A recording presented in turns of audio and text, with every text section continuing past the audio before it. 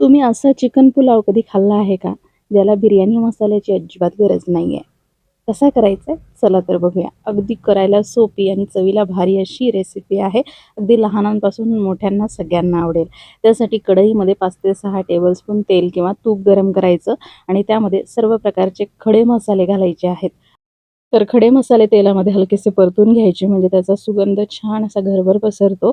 त्यानंतर मोठ्या आकाराचे 3 कांदे उभे कट करून घेतलेत.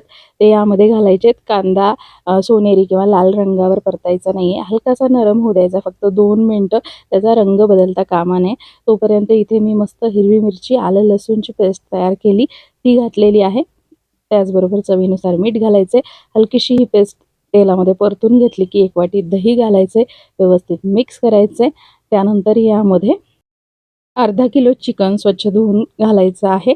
अजिबात त्यामध्ये पाणी नसलं पाहिजे. आता हे व्यवस्थित एकदा मिक्स करून घ्यायचं आहे. गॅसची फ्लेम मोठ्या आचेवर 5 मिनिटं झाकण ठेवून हे चिकन मसाल्याबरोबर होऊ द्यायचं आहे.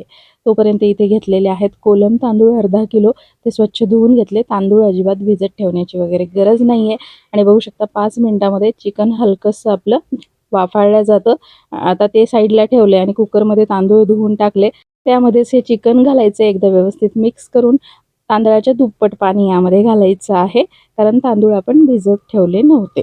तुम्ही जर तांदूळ भिजत ठेवले किंवा बासमती तांदूळ वापरले तर त्यानुसार तुम्हाला पाणी कमी लागेल.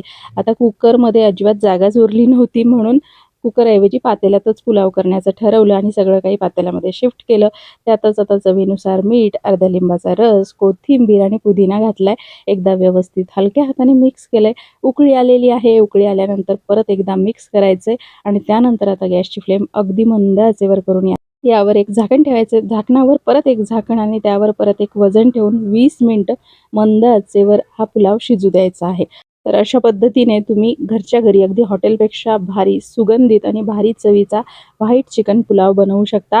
आता सध्या उन्हाळ्याचे दिवस सुरू आहेत ना, तर असं तेलकट किंवा जास्त असं चमचमीत तर्रीदार खावंशी वाटत नाही. पण अशा पद्धतीचा हा पुलाव अगदी लहानांपासून मोठ्यांना सगळ्यांना आवडेल. याबरोबर मस्त अशी कोशिंबीर केली होती मी. मुलांची सुट्टी आणि आईची ड्युटी या भागामध्ये मुलांना आवडेल अशी ही चिकन पुलावची रेसिपी आहे. एकदा नक्की करून पहा. मुलांना आवडेल यासाठी थोडासा रंग घातला केशरी आणि हिरवा. परत थोडीशी कोथिंबीर घालून मस्त हा पुलाव सर्व्ह केला. तुम्हीही करून पहा आणि रेसिपी आवडल्यास लाईक करा.